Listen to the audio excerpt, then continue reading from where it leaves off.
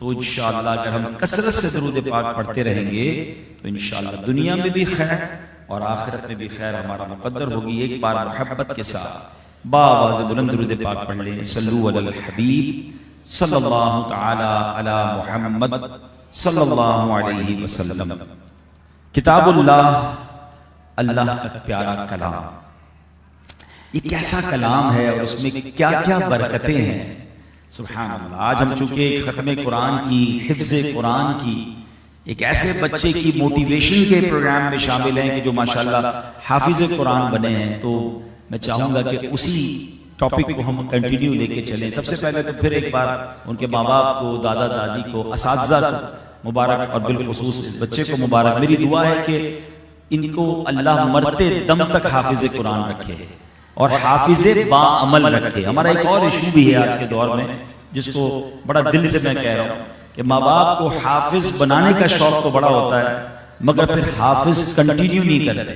یہ فضیلت جب ملے گی کہ بروز قیامت وہ حافظ جس نے قرآن کو یاد رکھا، اس کے حلال کو حلال جانا اور حرام کو حرام جانا، وہ اپنے خاندان میں سے 10 ایسے افراد کی شفاعت کرے گا جن پر گناہوں کی وجہ سے جہنم واجب ہو چکا ہے.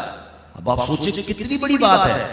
لیکن یہ جب فضیلت ملے گی جب وہ حافظ قیامت کے دن بھی ہوگا نا، یعنی حافظ قرآن دنیا سے جائے گا. ہمارے ہم حفظ کراتے ہیں، پھر اس کو دنیا کے کاموں میں لگا دیتے ہیں، اور اس کے بعد ہوتا یہ ہے کہ وہ بیچارہ، بچے کا تو قصور نہیں ہوتا، وہ پھر آہستہ آہستہ حفظ قرآن بھول جاتا ہے. تو اب جب اس کو حافظ بنایا ہے تو ان کے امی ابو سے بھی گزارش، ان کی فیملی سے بھی گزارش، ان کے ساتھ ساتھ اور بھی بچوں کے والدین سے گزارش کہ پھر ساری زندگی یہ قرآن پڑھتے رہیں، تراویح سناتے رہیں، قرآن کے ساتھ ان ٹچ رہیں، تاکہ یہ قرآن انہیں یاد بھی رہے اور اللہ انہیں قرآن پر عمل کرنے کی بھی توفیق عطا فرمائے. تو آج قرآن پاک، فرقان حمید کا کیسا فیضان ہے، قرآن کب کب کہاں کہاں کیسا نور برساتا ہے، چند باتیں انشاءاللہ میں عرض کروں گا. ایک بار سرکار دو عالم صلی اللہ علیہ وسلم کی بہت پیارے صحابی ہیں حضرت ابو ہریرہ رضی اللہ تعالیٰ. حضرت ابو ہریرہ رضی اللہ تعالیٰ عنہ، یہ بخاری شریف کی حدیث ہے، بڑا خوبصورت واقعہ ہے. اس سے بہت سارے اور بھی انشاءاللہ معاملات ہمیں سمجھنے کو ملیں گے. تو وہ فرماتے ہیں کہ میرے پاس ایک دفعہ رمضان کی زکوٰۃ کی حفاظت کی ذمہ داری تھی اور اب خدمت پر لگ گیا، یعنی جو زکوٰۃ گوڈاؤن وغیرہ میں تھا تو حضرت ابو ہریرہ کو اس کو حفاظت کی ذمہ داری دی. آپ نے دیکھا کہ رات ہوئی تو ایک بندہ آیا اور وہ بیت المال کے اناج میں سے اپنا حصہ، کوئی برتن وغیرہ، کوئی بورا وغیرہ بھرنے لگا. آپ کہتے ہیں میں نے اس کو ریڈ ہینڈ پکڑ لیا. میں نے کہا یہ تم کیا کر رہے ہو، چوری کر رہے ہو؟ کہتا حضرت معاف کر دیں، بہت بھوکا ہوں، بچے ہیں وہ بھی بھوکے ہیں، بڑی پریشانی میں ہوں، مجھے معاف کر دیں، آئندہ نہیں کروں گا. حضرت ابو ہریرہ رضی اللہ عنہ کہتے ہیں کہ میں نے جب دیکھا تو بڑا مجبور ہے، میں نے اس کو گرفتار نہیں کیا، اسے چھوڑ دیا. صبح دربار رسالت علیہ السلام میں حاضر ہوا. اللہ اکبر. اس سے پہلے کہ میں کچھ کہتا، نبی پاک فرماتے ما فعل اسیرک البارحہ، اے ابو ہریرہ گزشتہ رات کو تیرے قیدی نے کیا کیا تھا. اب دیکھیں نبی پاک کو حضرت ابو ہریرہ نے نہیں بتایا، خود نبی پاک سوال کر رہے ہیں.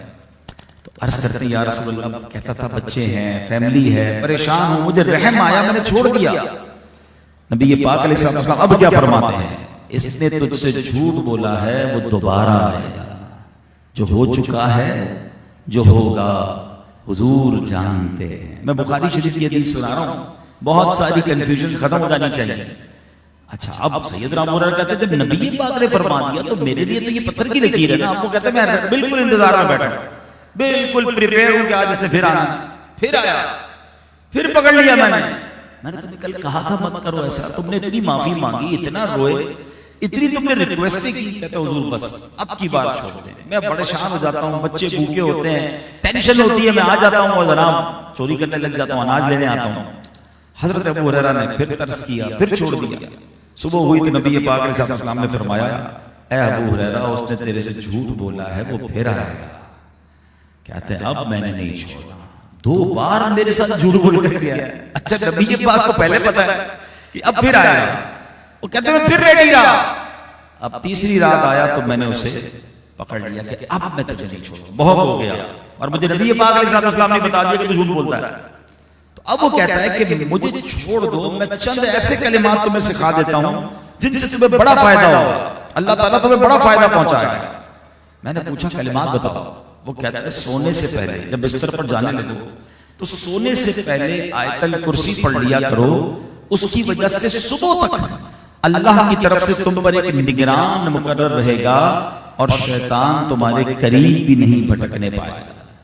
وہ کہتے ہیں میں نے چھوڑ دیا۔ اب نبی پاک علیہ السلام کی بارگاہ میں حاضر ہوئے نا تو پیارے آقا نے فرمایا بتاؤ کلمات کون سے ہیں؟ وہ کہتے ہیں حضور اس نے بتایا کہ جب بستر پر سونے کے لیے جاؤ تو آیت الکرسی پڑھ لیا کرو تو شیطان جو ہے وہ تم پر حاوی نہیں ہو سکے گا، بلکہ فرشتہ جو ہے تم پر ایک نگران ہو جائے گا، شیطان قریب بھی نہیں بھٹک سکے گا۔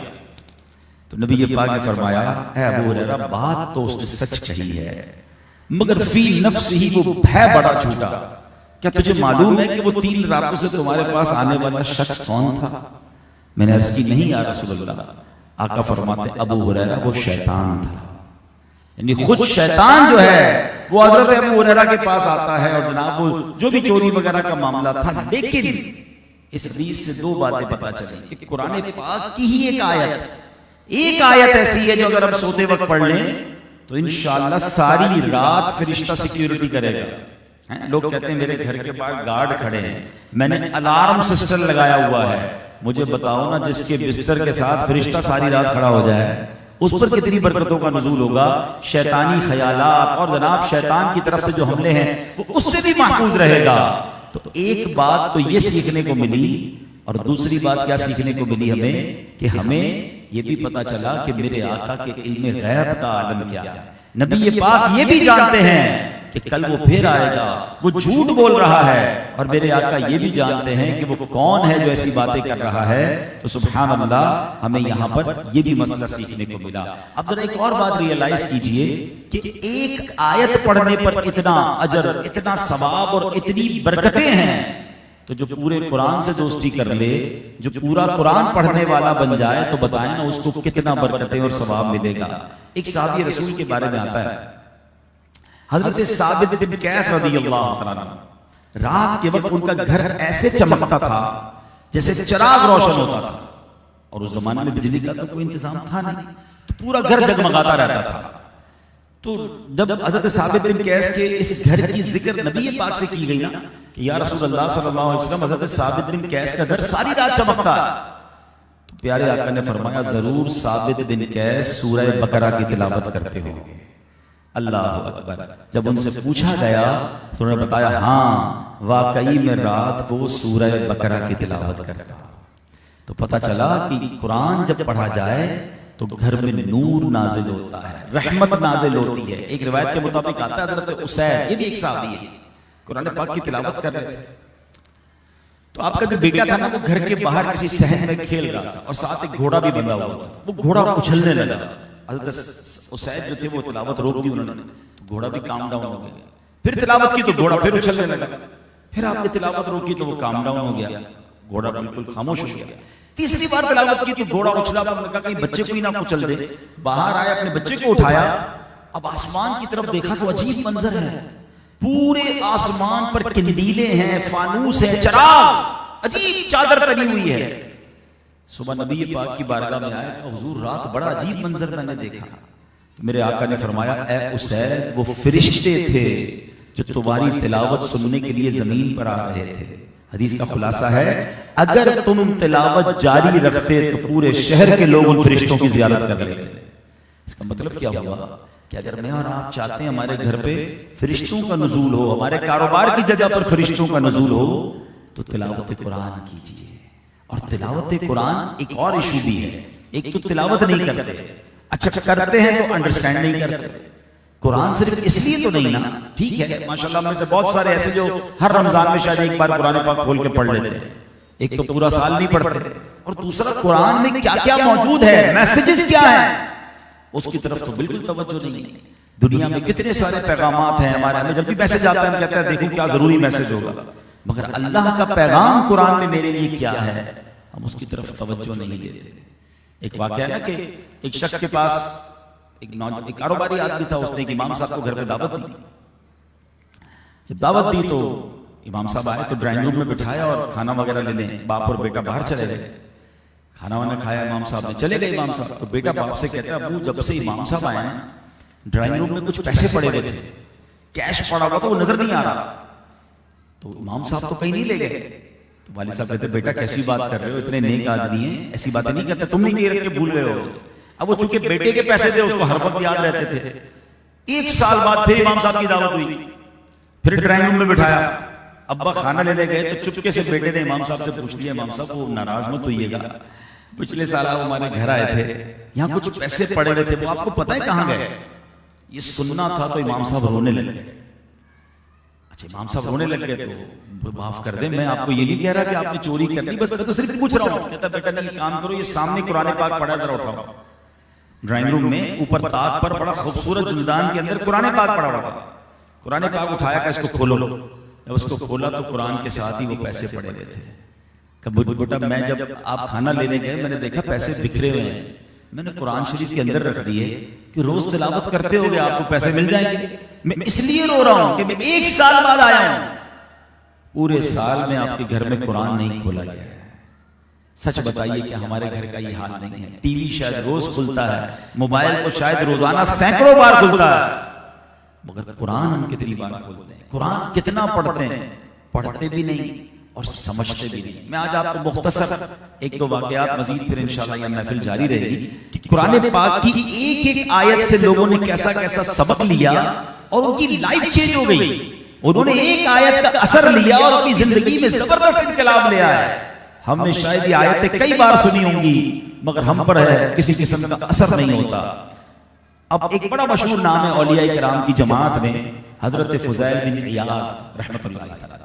مگر شاید بہت سارے لوگوں کو نہیں پتا ہوگا کہ وہ پہلے ڈاکو تھے, اور ڈاکو بھی اتنے خطرناک تھے کہ آس پاس کے علاقے کے لوگ آپ سے ڈرا کرتے تھے, آپ کا نام سن کر لوگ کانپ جاتے تھے. اب کیا ہوا کہ ایک شخص قرآن پاک کی تلاوت کر رہا تھا. حضرت فضیل بن عیاض اس کے قریب سے گزرے. قرآن پاک کے کون سے پارے کی آیت؟ پارہ نمبر 27 سورہ حدید آیت نمبر 16. وہ تلاوت کیا کر رہا تھا؟ بسم اللہ الرحمن الرحیم, الم یأن للذین آمنوا ان تخشع قلوبهم لذکر اللہ. کیا وقت نہیں آیا, ترجمہ کیا اس کا, کیا وقت نہیں آیا ان لوگوں کے لیے جو ایمان لائے کہ جھک جائیں ان کے دل اللہ کی یاد کے لیے؟ یعنی کہ ابھی بھی وقت نہیں آیا اللہ کی طرف آ جائے. یہ قرآن کی آیت جھنجھوڑتی ہے ہم سب کو. حضرت فضیل بن عیاض نے جب یہ آیت سنی تو اب کیا ہوا ان کے ساتھ؟ جیسے ان کے دل پہ کسی نے تیر مارا ہو. پہلے کے لوگ عربی بھی سمجھتے تھے نا, فوراً قرآن سمجھ گئے. آپ نے فرمایا الہی وہ وقت آ گیا ہے کہ ہم تیری راہ میں چل پڑے. آپ زارو کتار رونے لگے, آپ نے اپنا سر تسلیم خم کیا, آپ نے ڈکیتی سے توبہ کی, اس کے تقاضے بھی پورے کیے. جس کا مال لوٹا تھا انہیں جا کر واپس لوٹایا. یہ بھی ایک بڑا مسئلہ ہے آج کے دور میں. مثال کے طور پہ کوئی رشوت لینے والا ہو, کوئی چوری کرنے والا ہو, کوئی مال اللہ لوگوں کا مال دبانے والا ہو, کسی موقع پر آ کر اگر توبہ کر بھی لے تو اس کے تقاضے پورے نہیں کرتے کہ یہ مال بھی تو واپس لوٹانا ہے. حرام مال تھوڑی لے کے آپ کی توبہ قبول ہو جائے گی. آپ کسی کے پیسے دبا لے اور اللہ سے معافی مانگ لے, توبہ کرنے کے ساتھ ساتھ وہ مال بھی لوٹانا پڑے گا نا. زمین پر قبضہ کیا تو وہ زمین بھی دینی پڑے گی, زیادتی کی تو ان لوگوں تک پہنچانا پڑے گا.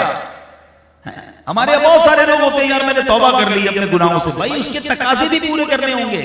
اگر آپ نے کسی کا سرے عام دل دکھایا ہے اور اگر آپ کا کوئی جاننے والا ہے, اسے جانتے ہیں, اپروچ کر سکتے, تو معافی بھی مانگنی پڑے گی. آپ اللہ سے معافی مانگ لیں, بندے سے تو مانگتے نہیں ہیں.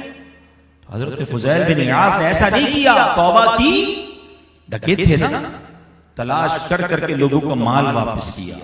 اس کے بعد علم دین سیکھنے میں لگ گئے, عبادت اور ریاضت میں لگ گئے, اور پھر ایسا وقت آیا کہ آپ صاحب کرامت اللہ کے ولی بن گئے. آج جب بھی آپ نام سنتے حضرت فضیل بن عیاض کا رحمت اللہ تعالی علیہ کہتے ہیں.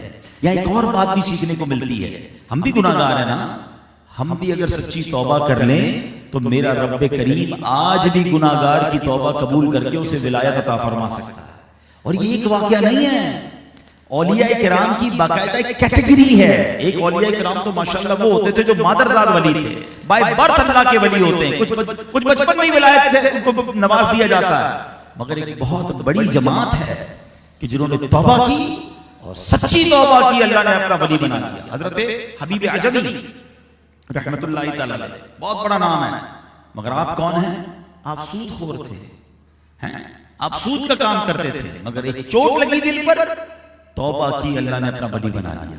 حضرت بشر حافی رحمت اللہ تعالی, آپ شرابی تھے اور شراب کے نشے میں دھت رہا کرتے تھے. اللہ کے نام کا ایک بار ادب کیا اور اس کے بعد اللہ نے کیسا مقام دیا کہ آپ ننگے پیر رہتے تھے. عربی میں حافی کہتے ہیں ننگے پیر رہنے والے کو. آپ ننگے پیر اللہ کی یاد میں رہتے تھے. اور ہوا یہ کہ جب تک آپ بصرہ یا بغداد کی گلیوں میں چلتے رہے اس وقت تک کوئی جانور زمین پر روڈ پر گندگی نہیں کرتا تھا. حضرت بشر حافی کا یہ ادب جانور بھی کرتے تھے. اٹ مینز ریولوشن جب آتا ہے توبہ انسان کو کہاں پہنچا دیتی ہے. مگر ہماری توبہ بھی ناقص ہوتی ہے نا. ہم آج توبہ بھی کرتے ہیں کل گناہ کا پلان بھی ہوتا ہے.